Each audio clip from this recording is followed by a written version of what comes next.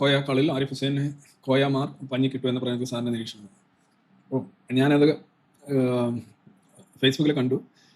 പിന്നെ ഇസ്ലാമിക മതസാഹിത്യത്തിൽ ഉള്ള എന്നാൽ ഇസ്ലാമിസ്റ്റ് രാജ്യങ്ങളിലും അനുബന്ധ സദസ്സുകളിലുമൊക്കെ യാതൊരുവിധ എതിർപ്പോടും കൂടി ഇല്ലാതെ അംഗീകരിക്കുന്ന ഒരു കാര്യമാണ് ആരിഫ് ഹുസൈൻ പറഞ്ഞത്. അത് ഖുറാനിലുണ്ട് എന്ന് പറഞ്ഞതാണ്, ഖുറാനിലല്ല ഉള്ളത്, മദ്ഹബുകളിലാണ്.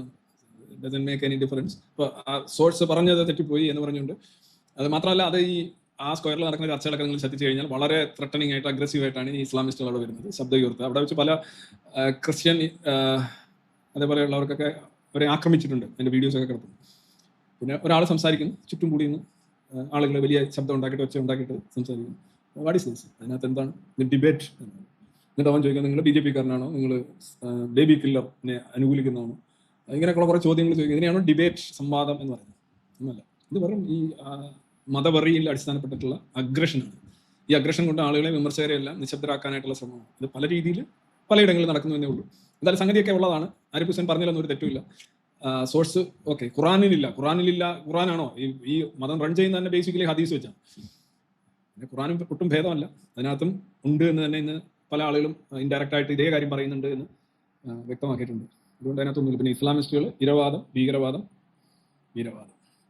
ഭീകരവാദം എന്തായാലും തക്കിയ നുണ അല്ല, അതൊരിക്കലും ഒരു യാഥാർത്ഥ്യം അല്ലെങ്കിൽ നടന്നത് അതേപോലെ വസ്തുതാപരമായ എന്തെങ്കിലും ഇസ്ലാമിസ്റ്റുകൾ they are totally incapable of telling even what I say a single piece of truth or fact. നുണയുടെ മേൽ പടുത്തുയർത്തിരിക്കുന്ന സെറ്റപ്പ് അല്ല എല്ലാ മതങ്ങളും തന്നെ. ഇസ്ലാം പർട്ടിക്കുലർ ഏറ്റവും കൂടുതൽ ബഹളം ഉണ്ടാക്കുന്ന ഇസ്ലാമാണ്. അപ്പം ആ നുണയുടെ തീവ്രതകൾ, വൈകാരികമായ തീവ്രത, അടിമത്തം അത് കൂടുതലായിരിക്കും. അതിൻ്റെ ഒരു ഇതായിട്ടായിരിക്കും അവർ എവിടെയെങ്കിലും ഏതെങ്കിലും ഡിബേറ്റിൽ പോയിട്ട് അവർ തെറ്റുപറ്റിയതായിട്ടോ അല്ലെങ്കിൽ അവർ വിതിൻ ഇൻവേർട്ടൊക്കെ തോറ്റതായിട്ടോ അവർ കരുതിയിട്ടുണ്ടോ, പറഞ്ഞിട്ടുണ്ടോ, പ്രചരിപ്പിച്ചിട്ടുണ്ടോ? ഏതെങ്കിലും മതവിശ്വാസി പറഞ്ഞിട്ടുണ്ടോ?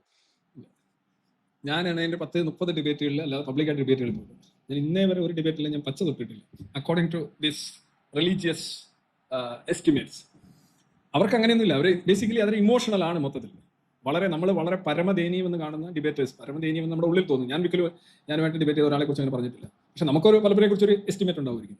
പക്ഷെ അവരൊക്കെ വന്ന് ഞങ്ങൾ തേച്ചൊട്ടിച്ചു, വലിച്ചു കീറി, ഭിത്തിയിലൊട്ടിച്ചു, തേഞ്ഞു, പിന്നെ കുറേ വാക്കുകളൊക്കെ ഉണ്ട്, പുതിയ വാക്കുകൾ. ഞാനത് സഭ്യം അല്ലാത്തതുകൊണ്ട് ഞാൻ അത് ഉച്ചരിക്കുന്നില്ല. അപ്പം അതിൻ്റെ റിപ്പീറ്റ് മാത്രം.